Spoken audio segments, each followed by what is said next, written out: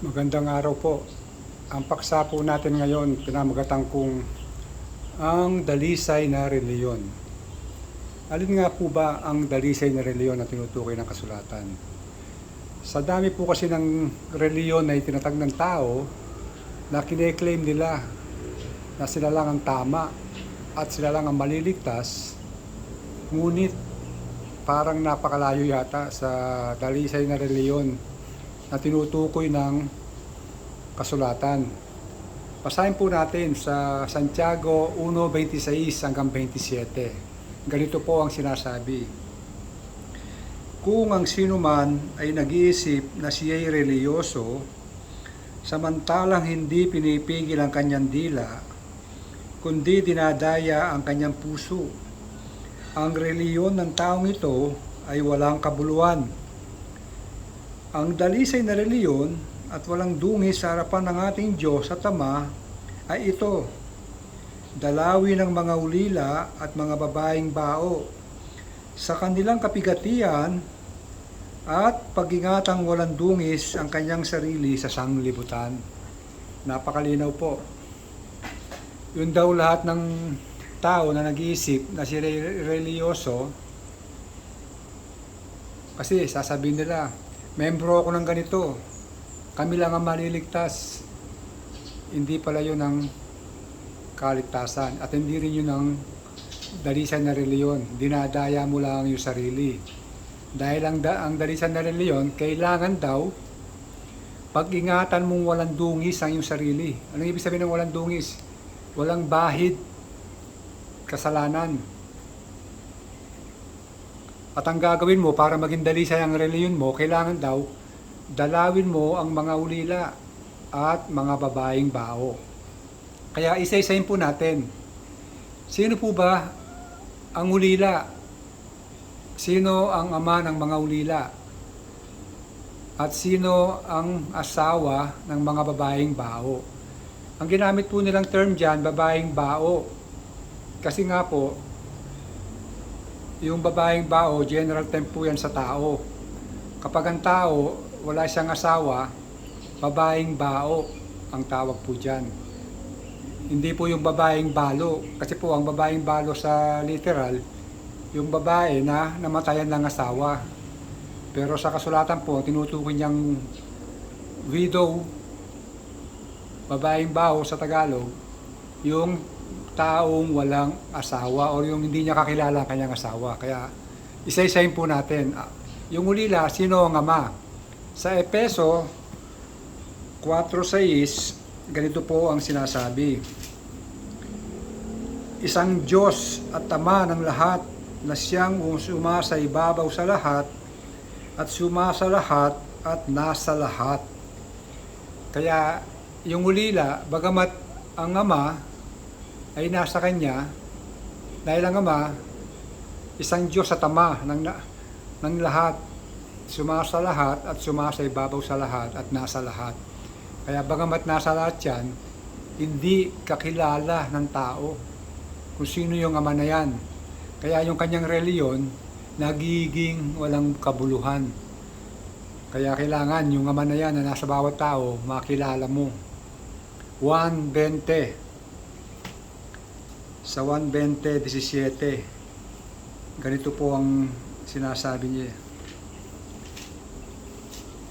17. Sinabi sa kanya ni Jesus, huwag mo akong ipuin, sapagkat hindi pa ako nakakakyat sa Ama. Ngunit tumarong ka sa aking mga kapatid, at sabihin mo sa kanila, aakyat ako sa aking Ama, at inyong Ama, at aking Diyos at inyong Diyos. Kaya, yung Ama na yan, kailangan makilala mo kung sino yung ama ni Jesus. Yung ama ni Jesus, ama din natin yan kung makilala mo yan. Magiging Diyos mo rin yan at magiging ama mo yan. Kaya abang hindi mo nakikilala yan, hindi mo matutupad yung dalisay na reliyon, hindi mo madadalaw yung mga ulila. Kasi kailangan yung mga ulila, maipakilala mo yung ama. Kailangan, bago mo maipakilala sa mga ulila yan, ikaw mismo, hindi na ulila, kakilala mo na ang ama. Kaya Kaya habang hindi mo nakikilala yan, hindi ka patunay na anak. Hindi ka magiging anak ng Diyos. Kailangan makilala mo yan. Para maging anak ka ng Diyos, kailangan makilala mo yan. Dahil kung di mo makikilala yan, sabi sa 1:12, sabi, "Tatapwat ang lahat ng sa kanya'y nagsitanggap, ay pinagkalooban niya sila ng karapatang maging mga anak ng Diyos. Sa makatuwid bagay, ang mga nagsisampalataya sa kanyang pangalan." Kaya para hindi ka na maging ulila, kailangan pala makatawag ka sa kanyang pangalan. Kailangan makilala mo kung sino yung Ama. Kaya para hindi ka maging ulila, makakilala mo kung sino yung Ama. Na siyang Ama mo, na siya ring Ama ng Panginoong Jesucristo. Diyos ng Panginoong Jesucristo, Diyos mo rin. At sino naman yung mga babaeng bao? Yung asawa ng mga babaeng bao? Sa Isaias 54:5, ganito ang sinasabi, "Sapagkat ang may lalang sa iyo ay iyong asawa, ang Panginoon ng mga hukbo ang kanyang pangalan, at ang banal ng Israel ay iyong manunubos. Ang Diyos ng buong lupa, tatawagin siya." Kaya yung palang asawa mo, yung Panginoon ng mga hukbo, ang kanyang pangalan. Kaya ang may lalang sa'yo, kung sino yung may lalang sa'yo, yun ang asawa mo. Sino ba yung may lalang sa'yo? Ang Diyos. Ano ang kanyang pangalan? Ang clue para makilala mo ang kanyang pangalan, Panginoon ng mga hukbo. Yun ang kanyang pangalan, sabi niya. Kaya kailangan makakuha mo yan, yung Panginoon ng mga hukbo. Sa Jeremias 3:14, sabi niya, "Kayo'y manumbalik or tumalikod na mga anak, sabi ng Panginoon, sapagkat ako'y asawa ninyo, at kukuha ako sa inyo ng isa sa inyong bayan at dalawa sa isang angkan, at dadalhin ko kayo sa Sion." Kaya dito pinagsama niya, isa kang tumalikod na anak. Kaya pag nanumbalik ka sa Diyos, sa Ama, hindi lang magiging ama mo yan, magiging asawa mo pa, sabi niya. "Ako'y magiging asawa ninyo." Kaya kailangan makakilala mo yan, matawagan mo ang kanyang pangalan para maging asawa mo yan at maging ama mo yan. Sa Oseas 2, Oseas 2:19, ganito ang sabi, "At ako'y magiging asawa mo magpakailanman. Oo, magiging asawa mo ako sa katwiran, at sa katulan, at sa kagandahang loob, at sa kahawaan. Magiging asawa mo rin ako sa pagtatapat, at iyong makikilala ang Panginoon." Kaya para maging asawa mo yan, kailangan makilala mo ang kanyang pangalan. Pag nakilala mo ang kanyang pangalan, makikilala mo rin ang Panginoon. Kaya makikilala mo ang Ama, makikilala mo ang anak. Sa ngayon kasi, ang pagkakalam ng mga tao, yung salitang Ama, bagamat nakasulat dyan, mula sa walang pasimula hanggang sa walang hanggan, ay siya mong pangalan. Talagang yung pangalan niya, walang hanggan yun, walang pasimula, walang hanggan. Pero yung Ama, title niya yun. Yung Ama, may pangalan yun. Kaya kailangan makuha mo ang kanyang pangalan. Kapag nakilala mo kanyang pangalan, yan ang magiging asawa mo at ama magpakailanman.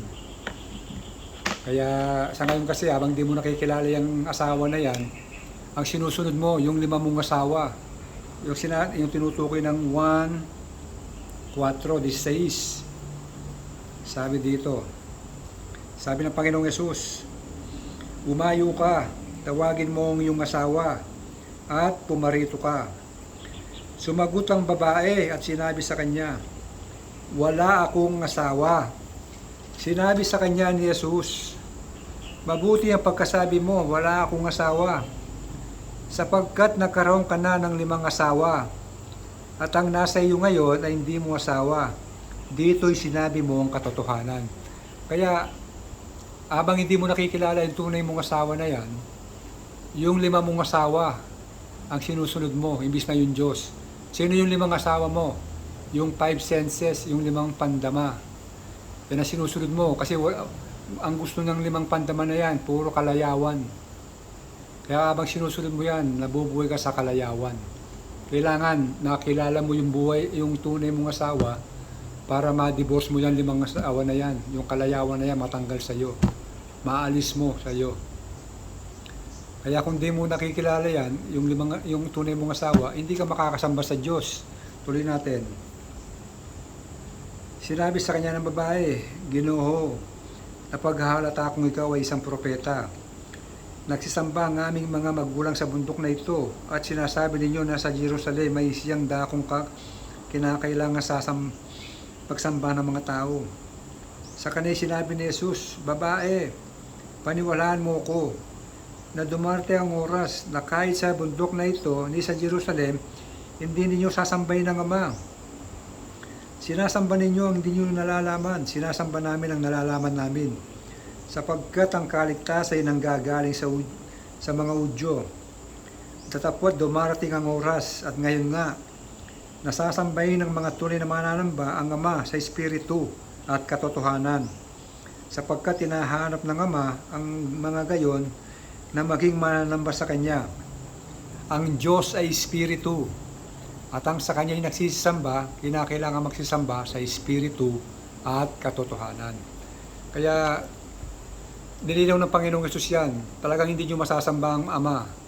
Kasi ang Ama ay Espiritu. Kaya kung sasamba ka sa Ama, sa Diyos, sasamba ka sa Espiritu at katotohanan. Ang sasambahin mo, ang Ama at ang Anak. Sino ang Anak? Ang katotohanan. Kaya sasamba ka sa Ama, sa Espiritu, at Anak sa katotohanan. Kailangan makilala mo yan, matawagan mo yan sa pangalan. Kaya habang hindi mo natatawagan yan, hindi ka magiging anak at hindi mo magiging asawa yan. Dahil walang ibang kalooban ng Diyos, kundi ito lang, Mateo 7:21. Hindi ang bawat nagsasabi sa akin, Panginoon, ay papasok sa kaharian ng langit, kundi ang gumaganap ng kalooban ng aking Ama na nasa langit. Kaya hindi lahat ng tao makakapasok sa langit kung di mo magaganap ang kalooban ng Ama. Ano yung kalooban ng Ama? Sa 1 Tesalonica 4:3 sabi niya, at ito ang kalooban ng Diyos. Sino yung Diyos? Ang Ama. Sa makatwid baga, ang inyong pagpapakabanal. Paano ka magiging banal? Sinabi sa 1 2:12, para maging banal ka, kailangan ipatawad ang iyong mga kasalanan dahil sa kanyang pangalan. Kaya napakalaga na makilala mo ang Ama at makilala mo ang iyong asawa dahil doon ka lang makakasunod sa kalooban ng Diyos. Ang pagtawag sa kanyang pangalan. Pag nakatawag ka sa kanyang pangalan, matutupad mo yung dalisay na reliyon dahil pag naging anak ka na ng Ama at naging asawa mo na yan, pwede mo nang dalawin ng mga ulila at mga babaeng baho para ipakilala mo sa kanila ang Ama at ang kanilang asawa. Kaya napaka daling pakinggan pero napakahirap gawin yan. Kaya kung hindi ka magsisimula, magsaliksik upang kilalanin ng Diyos, hindi mo matutupad ang dalisay na reliyon. Dahil ang dalisay na reliyon, hindi yung reliyong itinayo ng tao. Mga sekta yan. Hindi yan mga reliyon. Sekta na itinayo ng mga tao. Ano yung mga sekta? Organization. Brotherhood. May mga pinuno. Kaya kailangan na maging pinuno mo ang Diyos. Dahil wala tayong ibang pastor. Awit 23:1, ang Panginoon lang ang aking pastor. Hindi ako mangangailangan. Kaya kailangan yung pastor na nag-iisang pastor na yan, makakilala mo yan. Kaya sana naunawaan nyo. At kailangan maunawaan sana ninyo kung ano ang aking ibig ipaunawa sa inyo. Hanggang dito na lang muna.